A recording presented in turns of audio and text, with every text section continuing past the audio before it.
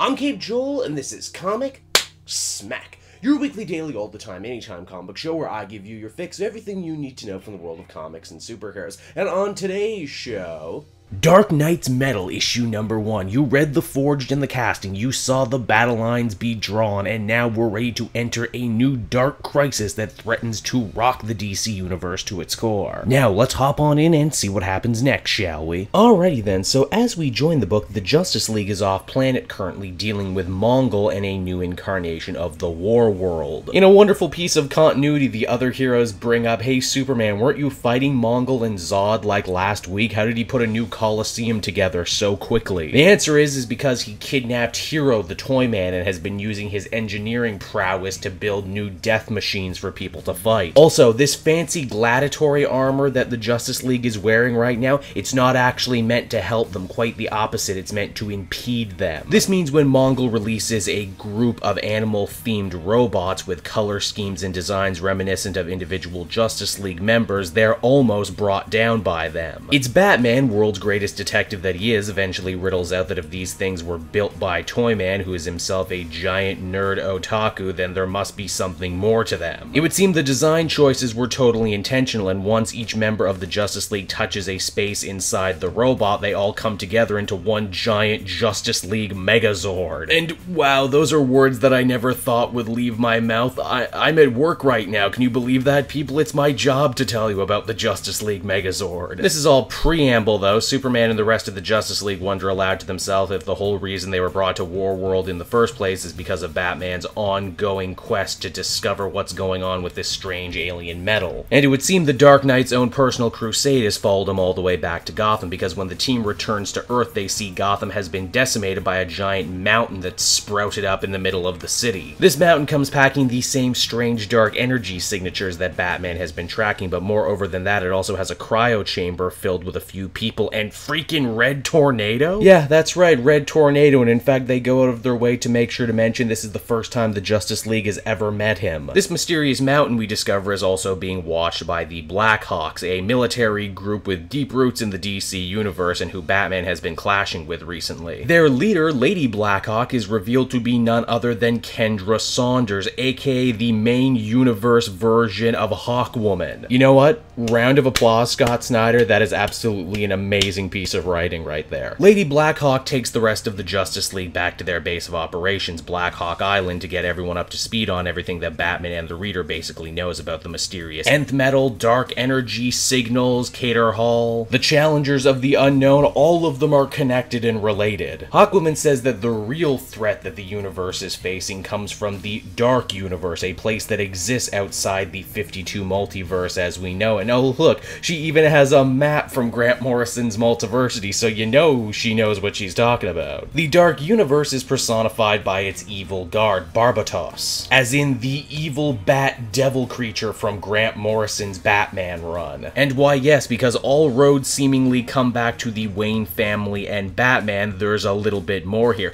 The prophecy that Carter Hall Hawkman managed to find is that Barbatos will make his way into the main universe through a wagon, a carrier. And what is the root word of wagon? Well, you rejigger it a little bit and you get Wayne. Yep, that's right. Batman is destined to bring about the end of the universe as we know it, and as you might guess, old pointy ears doesn't like being made the center of attention like this, so he grabs a raptor and gets the hell out of there. But also not before pocketing the biggest piece of nth metal that the Black Hawks had with them, so we can take it back to the cave to research. Even Alfred is beginning to think Bruce might be going a little insane right now. Now, all throughout this issue, we've been getting narration from an unseen person from a journal belonging to Cater Hall. He says, back in the olden days when the tribes of the Bird and the Bat were set up, the Wayne family left the tribe of the Bat and joined the tribe of the Bird. Carter even left his secret journal in Wayne Manor for such a time that Bruce would need to find it, and Bruce is led to it by a mysterious force who turns out to be none other than Dream, aka one of the freaking Endless Ones from Neil Gaiman's The Sandman universe. Yeah, Vertigo is getting getting all up in here now. Also, hey, as the comic winds down, continuity hats off yet again to Scott Snyder, because this just isn't any version of Dream. It's Daniel Hall, as in a blood relative to Carter and Shaira Hall. So that was Dark Knights the Metal issue #1, and overall I don't really know what to say. Scott Snyder manages to draw so many lines between so many different aspects of the DC mythos and canon, and he makes it all seem absolutely effortless. The man really is using every toy in the toy box, and doing so in such a way to actually give the spotlight to characters that don't normally get it, like Hawkman and the Blackhawks and the Challengers of the Unknown. He then also goes out of his way to more or less make Batman an enemy to the entirety of the Justice League, a character that he's been writing for so long. If I had to sum up this first issue in one word, it would be engrossing. I am engrossed, and I cannot wait to see where they go from here. Overall, I would give this one a 9 out of 10. This is shaping up to be one hell of a little event. So there's the book, everyone. I hope you enjoyed it, and as always, why not check out some of these other videos I've been working on. Then you can follow me on social media at Cape Joel. And if you want a great deal on comic book trades and to support me and the channel at the same time, please use my book depository link down in the description the next time you're ready to buy. It would be much appreciated. So until next time, everyone, this has been Cape Joel. I'll see you all later.